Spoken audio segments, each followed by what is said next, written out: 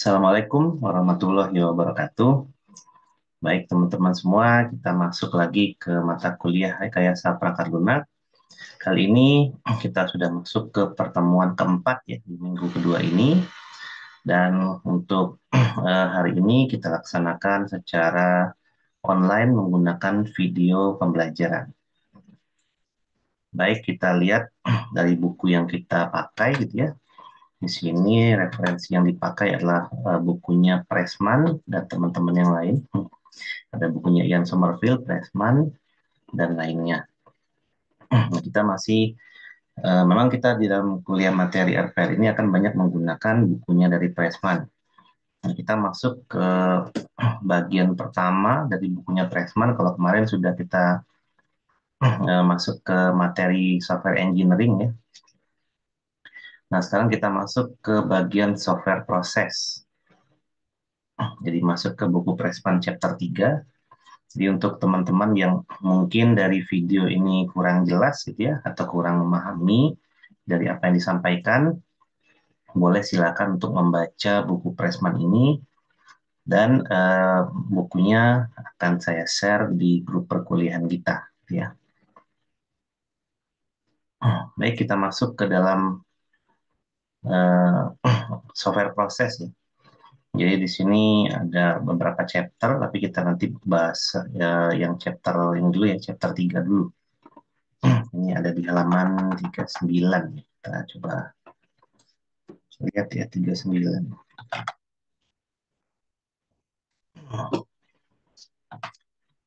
Nah, di sini ya, kurang lebih ya. Software Process Structure.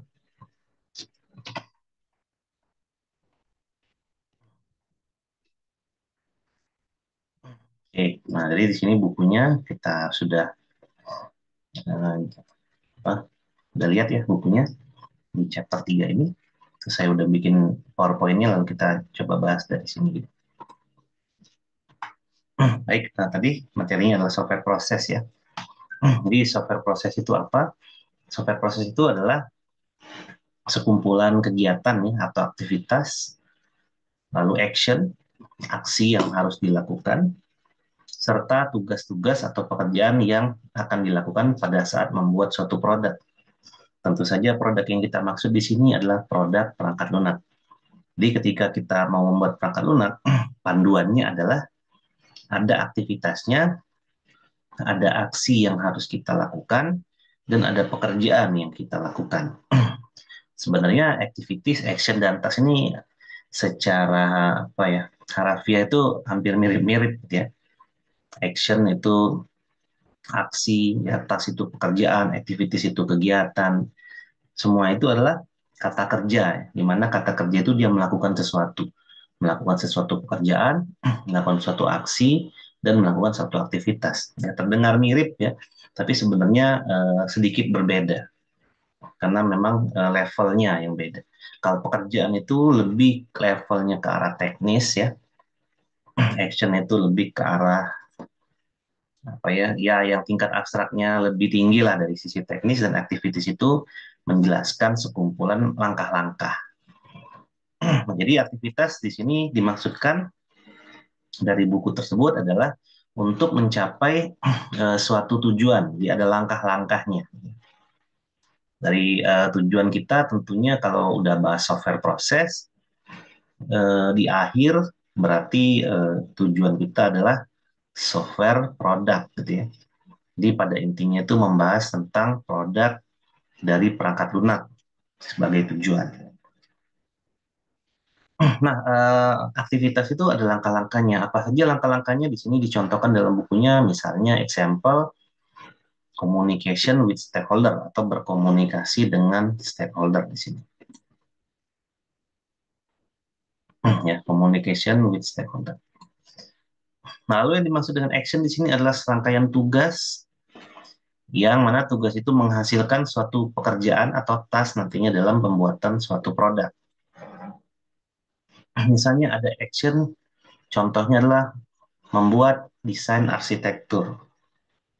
Nah, membuat desain arsitektur, nanti secara teknis caranya gimana? Nah, itu dijelaskan dalam task namanya.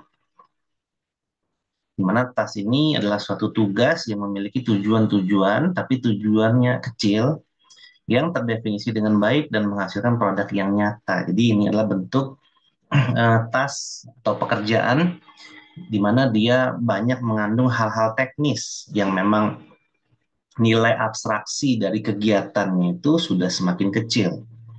Ya, ini kerja nyatanya, gitu ya. Nah, contohnya adalah melakukan unit testing. Atau kalau kita kaitkan dengan merancang arsitektur desain, berarti tasnya adalah kita mendesain arsitektur dengan menggunakan deployment diagram, misalnya, untuk aplikasi berbasis web. Kurang lebih gitu contoh, gitu ya. Nah, nanti serangkaian tugas-tugas ini ada beberapa definisinya nanti dari activities, action, dan task dikumpulkan menjadi satu, lalu direkayasa lagi proses-proses itu, dan di dalam dunia RPL kita sebut sebagai Software Development Lifecycle atau alur hidup dari pengembangan perangkat lunak. Nah, itu kita singkat sebagai SDLC, ya. Jadi dalam proses rekayasa perangkat lunak itu penting kita untuk mengetahui apa itu yang dimaksud dengan software development lifecycle. Jadi dalam bukunya Pressman, dia bilang bahwa software development lifecycle itu mengandung aktivitas, action, dan task atau tugas yang didefinisikan seperti apa yang ada pada slide ini. Nah, di sini adalah framework yang diperkenalkan di bukunya Pressman yang kita pakai tentunya, di mana framework yang dimaksud ini dalam bahasa Indonesia artinya adalah kerangka bekerja. Kerangka bekerja itu artinya adalah panduan-panduan. Seperti kalau kita ngomongin, kalau teman-teman pernah belanja ke IKEA gitu ya, terus kalian beli meja, di mana nanti meja itu di packagingnya, di packing tipis gitu ya, dan kita diminta untuk merangkai meja itu sendiri. Nah, itulah framework gitu ya. Pertama, meja itu dibeginikan, lalu jumlah bautnya ada sekian, dirangkai sedemikian rupa, hingga jadinya meja. Itu adalah framework. Atau kalau kita mau menghasilkan suatu nilai, jadi ada angket, nanti kita isi isian angketnya, kita isi menurut dari pertanyaan angket itu, lalu keluar hasil. Gitu ya. Nah, itu adalah framework. Angket tersebut adalah framework. Atau kita ingin menilai suatu penilaian, misalnya. Saya ingin menilai lukisan berdasarkan 5 kriteria. Kriteria pertama ada 1 sampai 10 gitu ya. Atau sesuai, sangat sesuai, tidak sesuai, dan lain-lain. Nah, itu namanya framework. Jadi kita dalam melaksanakan sesuatu itu mengikuti panduan-panduan yang sudah diberikan. Nah, dalam membuat satu perangkat lunak, tentunya kita samakan persepsi bahwa membuat perangkat lunak itu harus mengikuti panduan-panduan yang sudah ditentukan.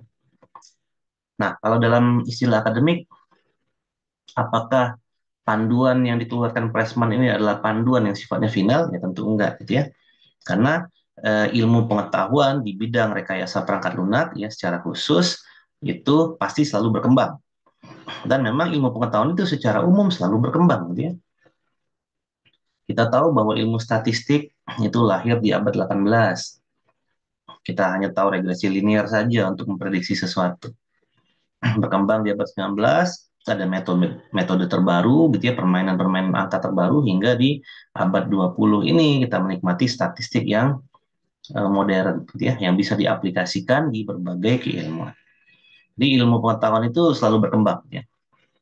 Nah, untuk sementara ini kita mengenal frameworknya si Pressman ini. Ya. Nah, sebenarnya seperti yang saya jelaskan ada di awal perkuliahan gitu ya, ada buku barunya di 2023 ya, edisi 9, tapi yang saya pakai tetap edisi 8 karena untuk menjelaskan framework activity ini tidak ada perubahan gitu ya. Ada beberapa bagian yang berubah tapi untuk ini tidak berubah. Jadi saya masih menggunakan rujukan yang bukunya edisi ke-8. Nah, kita coba lihat di sini ya, dalam software proses, yang kotak abu-abu besar itu namanya adalah proses framework. Jadi dia boundary, ya, batas. Ini adalah framework atau langkah-langkah yang kita akan lakukan dalam membangun perangkat lunak. Kemudian di yang abu-abu di apa kotak yang kedua di dalam proses framework itu ada yang namanya umbrella activities atau aktivitas pelindung.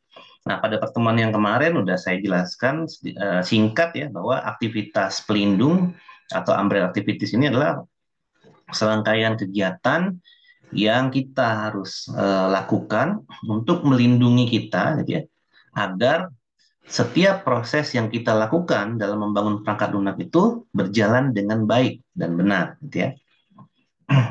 Contohnya waktu itu kan kalau kita bekerja membuat bangunan, maka kita lengkapi dengan alat-alat yang safety seperti helm, baju bekerja gitu ya, baju rompi kerja, sepatu boot dan lain sebagainya. Nah, di dalam sini ada yang kita maksud dengan activity tadi. Jadi sini activity. Nah, activity itu ada sebanyak 1 sampai dengan N. Artinya dalam membuat perangkat lunak itu ada kegiatan 1, kegiatan 2, kegiatan 3, kegiatan 4, dan seterusnya. Nah, itu dilakukan secara sistematik gitu ya. Sama seperti yang kita bahas kemarin bahwa rekayasa perangkat lunak itu adalah sesuatu yang sistematik. Nah, dalam action atau dalam activity yang pertama ada aksi yang harus kita lakukan, yaitu aksi 1.1. Ya, 1.1 berarti adalah aktivitas 1, action 1 gitu ya. Nanti kalau di activity ke N, berarti yang pertama kita lakukan adalah activity ke action ke N, activity ke N, action ke 1, dan seterusnya. Nah, ada berapa banyak action yang harus kita lakukan itu bisa sebanyak K gitu ya. Berarti kita ada K action yang kita lakukan. Nah, kita lihat tadi ya action itu apa? Tugas yang menghasilkan pekerjaan utama dalam membuat produk. Contohnya mendesain suatu arsitektur. Kalau task itu adalah tujuan yang kecil yang didefinisikan dengan baik untuk menghasilkan sesuatu yang nyata. Nah, berarti dari action itu diturunkan dalam suatu task, yaitu pekerjaan yang sifatnya nyata, gitu ya. Maka untuk action 1.1 berarti ada sekumpulan tugasnya atau task set di sini. Sampai dengan action 1.K berarti ada task setnya juga, gitu ya. Begitu pula dengan activity ke N, activity ke berapapun itu, gitu ya.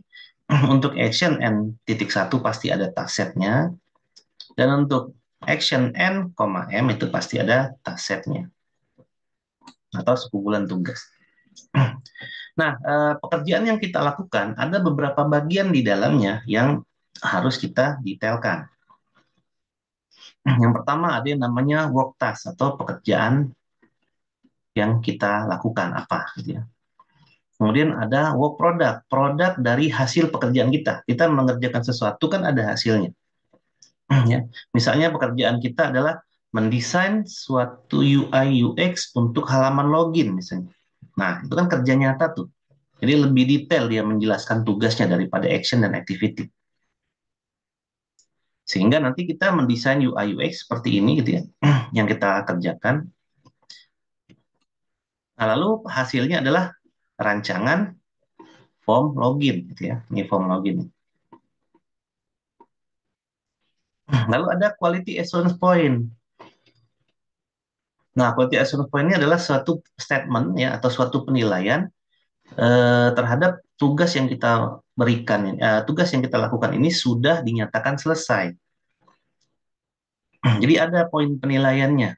Oh, kalau penilaiannya seperti ini, maka yang kamu lakukan sudah benar, gitu ya. Itu quality assurance point. Dan ada yang namanya project milestone. Nah, pekerjaan kita ini kita lakukan berapa lama? Mulai dari tanggal berapa, diakhiri tanggal berapa, dan seterusnya. Dan itu ada di semua action, di dalam action, di semua action benar, di dalam suatu aktivitas. Nah, jadi ini adalah software prosesnya Pressman. Nah, kita contohkan lagi lah gitu ya sedikit.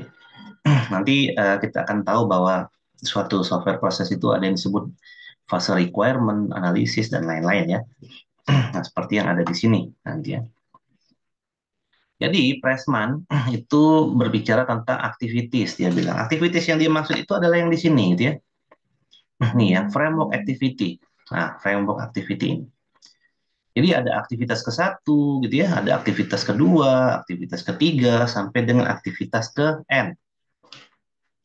Nah, dalam Pressman, N-nya itu ada berapa banyak sih, gitu ya? Nah, Pressman itu N-nya dibagi menjadi 5. Jadi aktivitas pertama itu namanya communication, kata Pressman. Apa sih communication itu? Adalah project initiation dan requirement gathering. Jadi inisialisasi project dan kegiatan untuk menggali kebutuhan dalam perangkat lunak. Nah, untuk kegiatan ini nanti kita akan bahas detail ya semuanya. Atau mungkin beberapa pengetahuan yang kalian dapatkan ada di mata kuliah APPL ya, analisis perancangan perangkat lunak. Nah, nanti di setiap di communication ini akan ada activity-nya, akan ada activity-nya, dia benar. Akan ada action-nya, salah. Akan ada action-nya. Misalnya, activity yang dimaksud itu adalah requirement gathering. Ya, activity-nya adalah requirement gathering.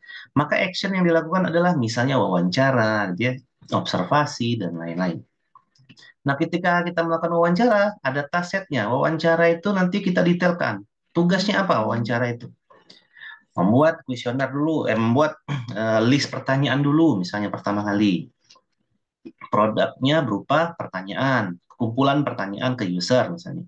Quality assurance-nya setiap user diberi 10-20 pertanyaan misalnya. Lalu milestone-nya adalah kita bikin pertanyaan itu berapa lama, misalnya 1 minggu mulai dari tanggal berapa sampai tanggal berapa. Lalu task yang berikutnya, jadi task ini kan pakai S nih ujungnya, berarti pekerjaannya bisa lebih dari satu ya dalam satu action. Nggak harus satu juga gitu ya. Nah, berikutnya kita melakukan wawancara terhadap direktur rumah sakit misalnya. Nanti ada pekerjaannya, ada hasilnya. Hasilnya berarti adalah rekaman pembicaraan wawancara, quality assurance-nya dilaksanakan secara selama 1 jam, milestone-nya selama 1 jam. Quality assurance-nya adalah memang bertemu secara langsung ke direktur rumah sakit, melakukan pembicaraan yang berkaitan dengan apa yang dibutuhkan perusahaan terhadap aplikasi yang akan dibangun, misalnya gitu. Ya. Lalu kemudian yang berikutnya adalah planning. Jadi action yang kedua menurut Pressman itu adalah planning. Planning itu ada 3 kegiatan yang dilakukan, ada estimasi, scheduling, sama tracking. Kemudian yang ketiga ada modeling, membuat pemodelan yaitu analisis dan desain. Ya. Lalu ada construction, ini terkait dengan pembuatan kode atau coding ya. Memang di Pressman dibagi menjadi 2, ada aktivitas code generation atau coding dan pengujian testing. Kemudian ada deployment, menginstal aplikasi dan menyerahkannya, melakukan support terhadap aplikasi itu, dan memberikan feedback. Nah, ini menurut Pressman. Nah, tapi waktu itu juga sudah pernah saya mention ya, bahwa di Indonesia ini mungkin untuk ngomongin activity itu tidak menarik versinya Pressman, gitu ya. Nah, yang sering dibicarakan orang itu biasanya adalah versi yang James Brown ya. Cuman kita lihat dulu nih dari buku kita yang lain, yaitu buku Ian Sommerville. Sommerville membagi activity itu menjadi 5 ya. Ada requirement analysis and definition, ada system and software design, ada implementation and unit testing, ada integration and system testing, ada operational dan maintenance. Ya, terdengar familiar lah mungkin dengan yang versi Pressman. Sebenarnya mereka itu sama aja ya, nggak jauh berbeda, tapi ada yang menggabungkannya. Misalnya di sini Pressman menggabungkan antara modeling itu dengan analisis dan desain.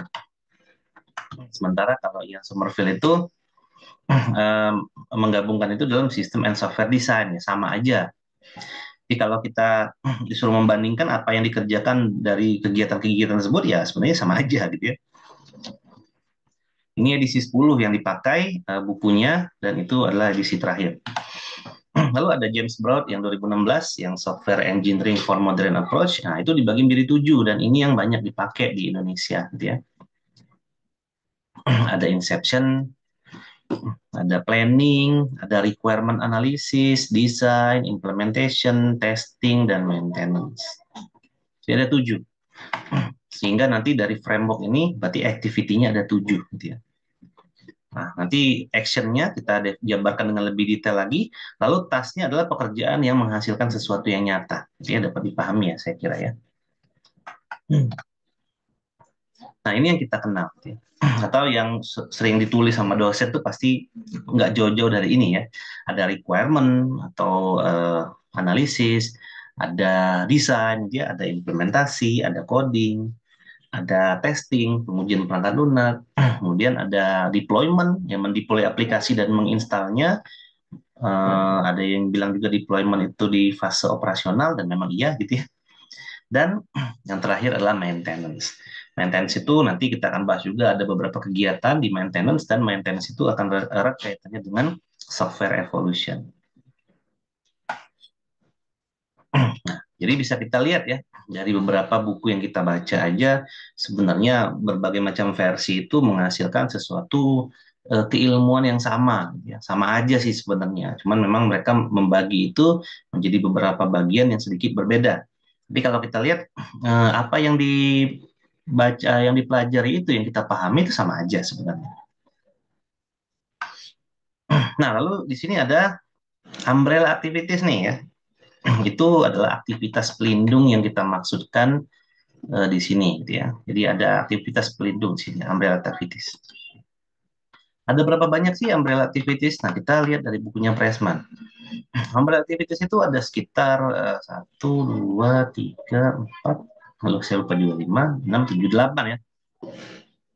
Ada 8 kegiatan yang bisa kita lakukan untuk melindungi, ya. Melindungi apa? Melindungi ini tadi ya, melindungi activity dan action serta tas-tasnya kita. Jadi di fase, misalnya kita ambil yang berat tadi, di fase requirement itu ada aktivitas nih yang melindungi agar apa, requirement kita itu berjalan dengan baik, gitu ya. Di fase desain pun ada yang melindungi, gitu ya. Dimana yang kita inginkan adalah nanti terlindungi dengan baik saat kita melakukan desain perangkat lunak. Nah, yang pertama itu ada yang namanya software project tracking and control. Nah, kita tahu bahwa kemarin itu perangkat lunak itu secara nature dia harus di-manage dengan baik dan benar, gitu ya.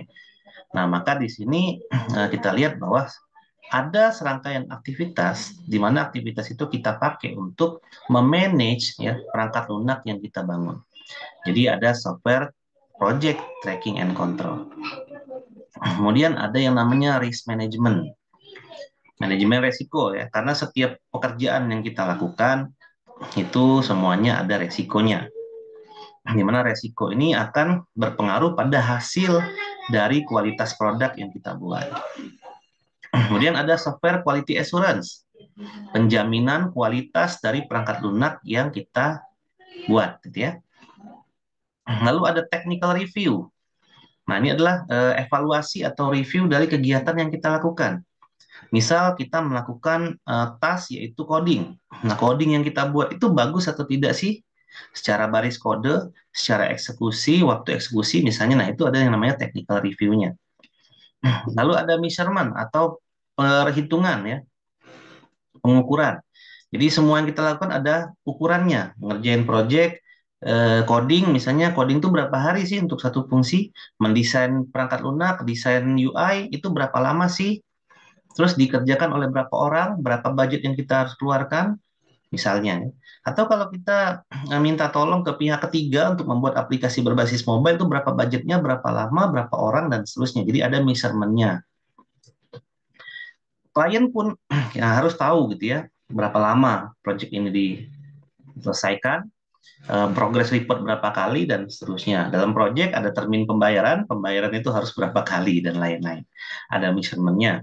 Kemudian ada yang namanya software configuration management. Ini mengatur segala bentuk perubahan yang mungkin saja terjadi ketika software itu akan dibuat. Misal awalnya software itu dibuat dengan cara begini, misalnya. Nah, selama proses itu terjadi, ada peraturan pemerintah yang menyatakan bahwa suatu proses itu tidak lagi berlaku dengan yang cara lama, tapi cara yang baru. Nah, maka software kita harus mengikuti peraturan pemerintah dengan cara implementasi yang baru, gitu ya. Lalu berikutnya adalah reusability management. Ini adalah suatu manajemen yang mengatur reusabilitas. Artinya dalam pembuatan perangkat lunak itu sebisa mungkin dalam membangunnya kita tidak membangun secara sembarangan. Karena perangkat lunak itu diharapkan bisa kita pakai lagi di tempat lain atau kita bisa gunakan kembali untuk mengevolusi perangkat lunak tersebut, yang menambah fiturnya kah, membuat ekosistem yang baru kah, gitu ya, membuat apalah, gitu ya, mengembangkan lah intinya dari perangkat lunak itu. Nah, itu ada reusability management. Dan ada work product preparation and production. Ini akan masuk ke dalam aktivitas untuk legal format lah, gitu ya. Misalnya ada dokumen, ada log, ya, ada model dan lain-lain. Jadi ini legal. Ya, kalau misalnya perangkat lunak ini dihargai 5 miliar. Mana legalnya 5 miliar? Oh, dari dokumen MOU diturunkan ke dokumen Vision and Scope misalnya, lalu terakhir adalah BASE, BAST lagi. BAST nanti ya, BAST itu berita acara serah terima itu ketika perangkat lunaknya udah jadi ya. Nah, ada berita acara serah terimanya, gitu ya. Dan itu masalah legal. Nah, di sini di slide-slide berikutnya ada beberapa hal yang kita bisa perhatikan ya untuk setiap kegiatan yang ada di sini. Misal yang pertama, software project tracking and control. Apa saja yang kita bisa lakukan? Yang pertama kita bisa lakukan adalah memberikan suatu adaptasi kriteria analisis misalnya. Nah, apa yang dimaksud itu? Berarti kita akan melakukan beberapa deskripsi dan seleksi terhadap kegiatan yang kita lakukan dalam suatu proyek. Misalnya ada kegiatan yang mungkin tidak perlu kita lakukan, maka kita tidak lakukan. Kira-kira itu ya. Jadi ada tracking and control-nya. Lalu kalau misalnya ada kegiatan yang perlu kita lakukan secara intens, kita lakukan secara intens. Lalu berikutnya adalah yang kedua, select the software engineering task set. Nah, ini kita menentukan nih dalam project tracking and control. Task set yang kita lakukan itu apa aja ya. Misalnya aktivitasnya adalah implementasi, maka kita akan lakukan coding. Nah, coding yang kita lakukan itu secara teknis gimana caranya? Apakah misalnya kalau perangkat lunaknya udah ada, kita pakai yang udah ada aja, lalu kita modifikasi codingannya gitu ya. Apakah ada legacy-nya tadi?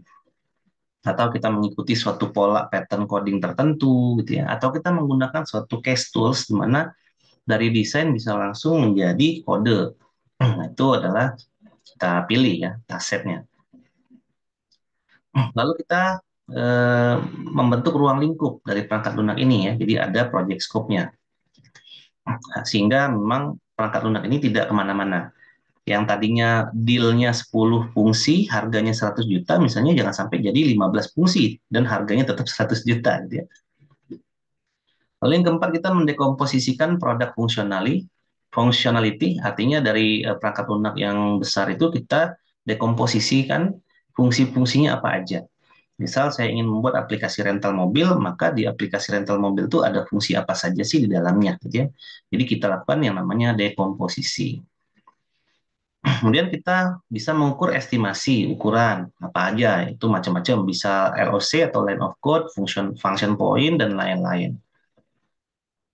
Kemudian kita bisa mendapatkan historical data dari beberapa pembangunan perangkat lunak yang terdahulu atau software legacy-nya. Misal saya mau membuat suatu aplikasi e-commerce. Nah, maka saya perlu memperhatikan e-commerce yang sekarang ada itu apa aja, misalnya Shopee, Tokopedia, dan lain-lain. Lalu kita cari tuh ya referensi dari mereka. Kalau kita mau bikin katalog itu gimana caranya gitu ya. Kalau kita mau bikin akun, nanti informasi di akun itu ada apa aja, kita mencontoh dari eh, history tadi atau legacy tadi. Sehingga nanti apa yang kita buat itu secara experience tidak jauh dari apa yang sudah ada, namun memiliki fitur yang berbeda dari apa yang sudah ada. dan itu adalah nilai jual dari aplikasi kita, gitu ya. Jadi jangan sampai kita membuat aplikasi e-commerce tapi experience-nya beda banget. Ya, takutnya tidak bisa diterima oleh masyarakat, tidak bisa diterima oleh orang-orang awam, dan produk kita akhirnya ditinggalkan dan tidak dipakai lagi. Kemudian kita mendevelop project estimasi, gitu ya. Berapa lama nih perangkat lunaknya? Ada task function-nya, kita develop semua, gitu ya. Size oriented, pendekatannya macam-macam, ya. Ada task function affordable, size oriented, pendekatan size oriented, metode empiris misalnya, empiris itu berarti secara langsung ya ditinjau dari lapangan dan lain sebagainya. Lalu mengestimasi semua resource yang ada pada pembuatan perangkat lunak apapun. SDM-nya kah, perangkat keras yang dipakai, laptopnya, jaringan komputernya, fasilitas, ya air, transportasi, dan lain-lain. Kita estimasi semuanya. Dan kita yang terakhir mendevelop project schedule secara detail. Jadi project schedule itu harus detail kita develop ya di project tracking and control ini. Nah, kalau di risk management ada apa saja yang kita bisa lakukan? Itu ada 7 hal. Yang pertama, kita mendefinisikan teknologi and project risk, resiko dari teknologi dan teknologi dan project yang kita laksanakan. Kita memutuskan menggunakan PHP, apa resikonya? Kita memutuskan menggunakan Java, apa resikonya? Gitu ya. Kemudian kita mengidentifikasi resiko, project resiko yang berkaitan dengan skopnya kita saja. Di luar skop nggak usah gitu ya. Apa saja resikonya? Banyak macam-macam resiko. Misalnya tadi aplikasi yang kita bangun itu butuh mobile application-nya, sementara kita nggak punya nih orang-orang yang bisa coding mobile. Itu kan berarti kan ada resiko terhadap scope kita. Nah, kita harus ngapain gitu ya. Lalu kita mengestimasi probabilitas terhadap masing-masing resiko yang sudah kita definisikan.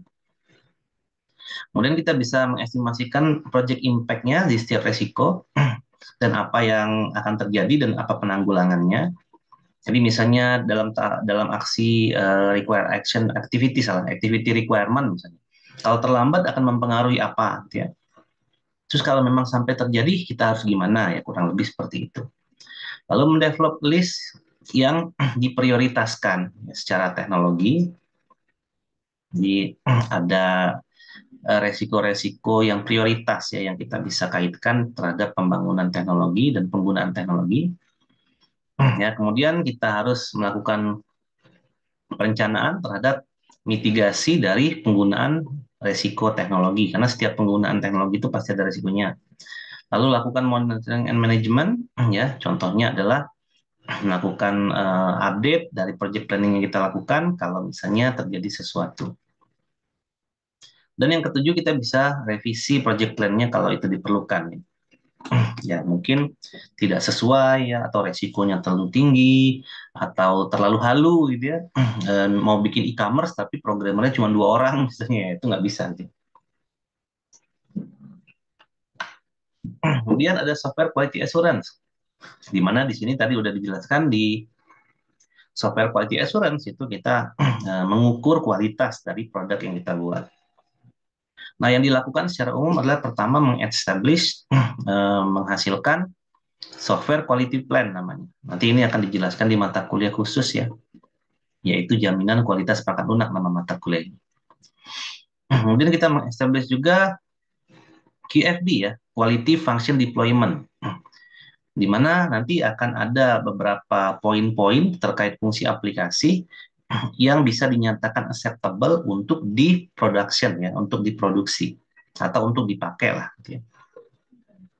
Lalu kita menghasilkan validation kriteria. Nah, kriteria dari perangkat lunak ini sehingga perangkat lunak ini dapat digunakan, tidak perlu direvisi lagi itu apa? Gitu ya, kriterianya. Lalu kita melaksanakan suatu review dan semua SQA activities. Gitu ya. Nah, jadi aktivitas SQA ini banyak banget, gitu ya, banyak banget. Yang sudah kita definisikan dalam task yang kedua, yaitu yang ini, gitu ya. Dan kita lakukan audit ya terhadap proses softwarenya. Jadi terhadap audit, kita lakukan audit terhadap aktivitas-aktivitas yang kita lakukan tadi, mulai dari requirement, desain, implementasi, dan seterusnya. Dan kalaupun ada yang kualitas yang jelek, maka kita bisa perbaiki, gitu ya. Ya, ini ya, has been addressed and where necessary corrected. Jadi bisa kita perbaiki dan kita bisa arahkan ya has been addressed. Nah, kalau technical review itu berarti kita mengevaluasi secara teknis apa yang kita lakukan. Tadi saya contohkan coding ya. Kalau codingnya jelek ya harus dirapiin. Nah, yang kita bisa lakukan itu ada 4. Yang pertama, kita lakukan kita mereview strategi yang kita lakukan sebelum project itu selesai. Ya, yang kedua kita inisialisasikan technical review itu nantinya akan seperti apa dan kita buat secara formal. Artinya formal itu nggak cuma dari omongan saja, nggak cuma dari yang dirasa-rasa saja, bukan ya, tapi ada dokumennya, ada hitam di atas putih lah intinya, dia terhadap project yang dikirimkan dan diproduksi, gitu ya. Jadi deliverable project ya, project yang udah mau dikirimkan sudah diproduksi maksudnya. Jadi ini kalau saya udah bikin kue, itu berarti project deliverable-nya, gitu ya. Dan kue itu akan saya taruh di warung, gitu ya. Karena kue itulah yang akan dijual ya. Nah itu intinya. Lalu kita buat juga formal technical review untuk menghandle error ya atau kesalahan-kesalahan selama fase rekayasa prakarlunak dan kita evaluasi hasilnya ya biasanya. Kemudian ada measurement atau pengukuran. Ada 5 hal yang bisa kita lakukan. Kita bisa mendefinisikan katalog project, produk dan proses metrik. Jadi kita bisa gunakan misalnya untuk mengukur perangkat lunak itu menggunakan line of code misalnya LOC. Untuk mengukur fungsi kita bisa menggunakan fungsi function point dan lain-lain lah. Jadi kita menggunakan teknik measurement atau pengukuran yang tepat untuk tiap-tiap aktivitas yang kita lakukan. Ya. Lalu kita mendefinisikan pendekatan yang kita pakai untuk menganalisanya. Ya. Dari matrix atau analyzing matrix itu teknik pengukuran yang kita lakukan, yang kita gunakan lah, lalu kita analisa. Ya, seperti kalau misalnya produknya meja, kita gunakan penggaris ya. Meja yang dibuat sepanjang 1 meter. Nah, kemudian 1 meter itu adalah alat measurement-nya, atau itu adalah matriksnya. Nah, kalau software kan nggak bisa pakai penggaris ya. Nah, kita tentukan dulu pendekatan-pendekatan apa saja yang akan kita gunakan. Kemudian kita catat semua metriknya dalam 3P ya, project, product, dan proses. Nanti juga kita akan pelajari. Tapi ada 4 nanti P-nya. Ada people, project, product, and process. Dan yang kita pelajari itu bukan metriknya ya, tapi tentang manajemen projectnya.